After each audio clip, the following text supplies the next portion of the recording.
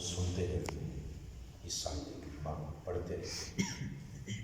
میں اس کی دوبارہ تلاوت کرتا ہوں، میرے ساتھ مل کے آپ تلاوت کریں تاکہ آیت کے الفاظ کا نور زبان کے رستے دل میں اتر جائے۔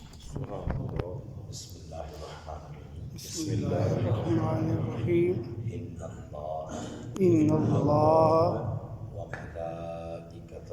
وملائکتہ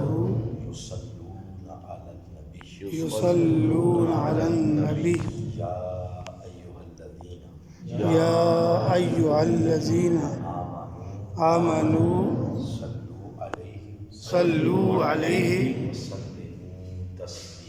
وسلموا تسلیما۔ صدق اللہ العظیم۔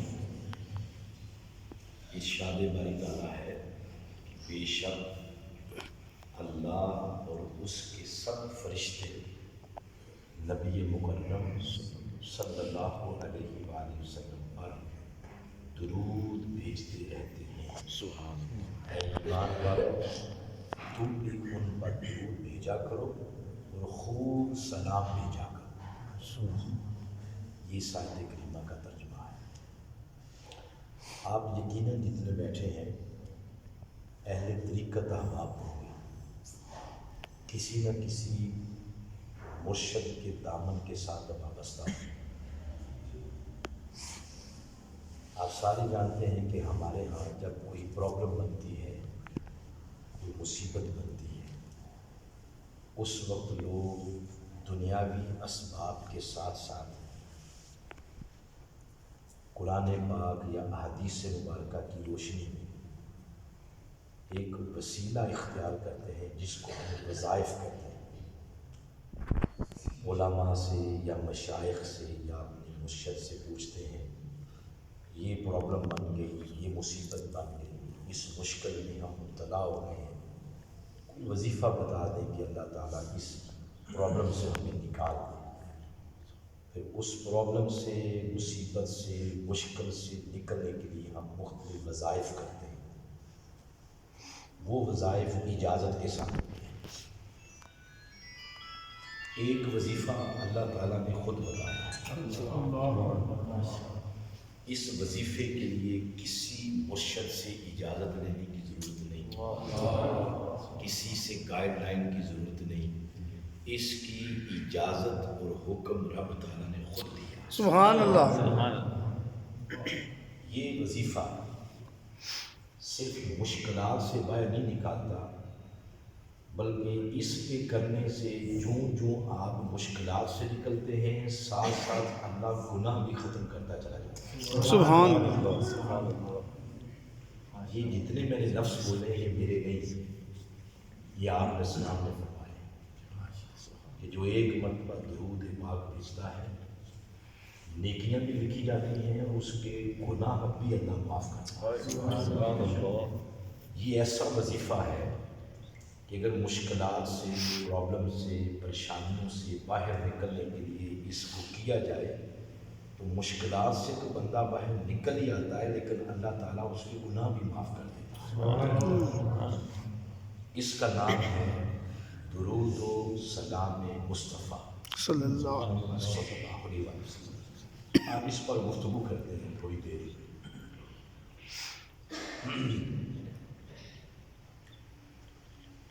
یہ جو آیت کریمہ ہے اگر اس کو پڑھا جائے تو اس کے لفظ نبی کے اوپر ایک چھوٹی ساری توئیں پڑی ہوئی ہیں۔ ان اللہ و ملائکتہ یصلون علی النبی، لفظ نبی کے اوپر چھوٹی سی توئیں ہیں۔ یہ علامت ہے جو پڑھنے والے اور سننے والے کو بتاتی ہے کہ یہاں رک جاؤ، یہاں وقف کرو، تھوڑے سے توقف کے بعد پھر آیت کا اگلا حصہ۔ تو یہ علامت بتا رہی ہے کہ آیت ایک ہے مگر اس کے حصے کتنے ہیں؟ دو ہیں۔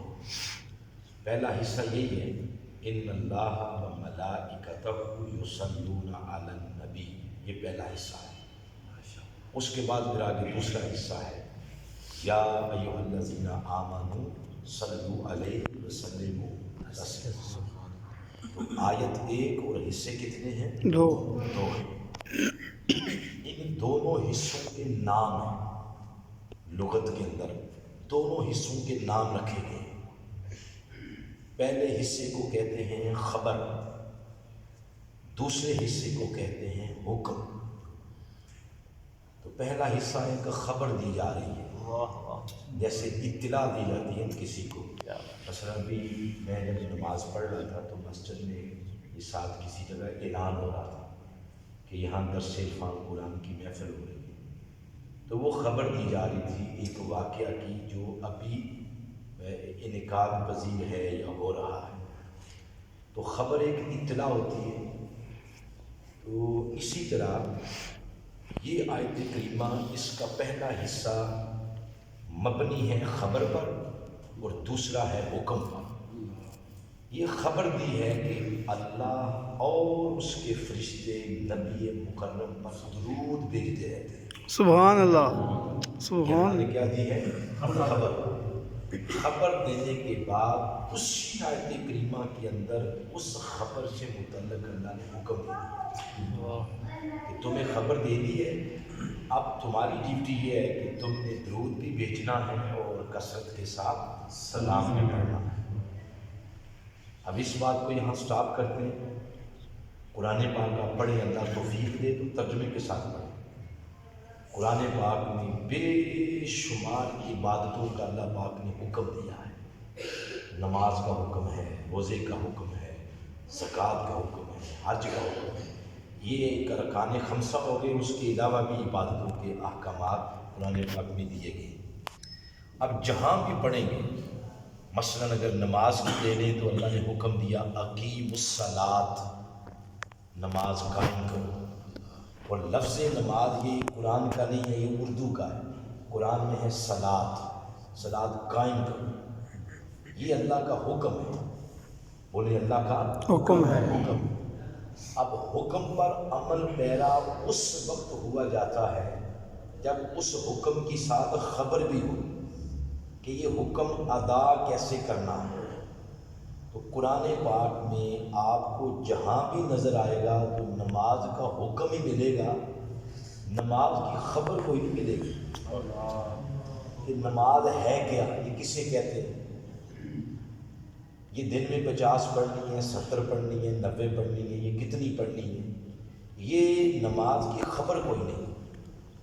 پھر رکعت اس کی کتنی ہے، صبح فجر کی 4 ہیں یا 12 ہیں، سنتیں 4 پڑھنی ہیں یا 4 فرض پڑھنے ہیں، ظہر کے 12 ہیں یا ظہر کی 4 ہیں، ظہر کے اندر سنتیں 4 ہیں یا 2 ہیں، فرض 2 ہیں یا 4 ہیں۔ یہ ساری نماز کی خبریں ہیں۔ نماز عشاء کو لے لیں، کتنی رکعت ہیں، بولے 17۔ قرآن میں تو کہیں نہیں ملے گا۔ اگر نماز عشاء کے فرض کتنے ہیں، 4 فرض ہیں نا نماز عشاء کے، ساتھ ساتھ جواب بھی دیتے ہیں، پتہ چلتا ہے کہ آپ کو زبردستی نہیں لایا گیا، جس طرح جلسوں کے لوگ زبردستی لے کے جاتے ہیں۔ یہ تو قرآن کا پروگرام ہے، جو سمجھ آتی ہے ساتھ ساتھ بولیں۔ تو اصل کے کتنے فرض ہیں، 4 قرآن میں بھی ملے گی۔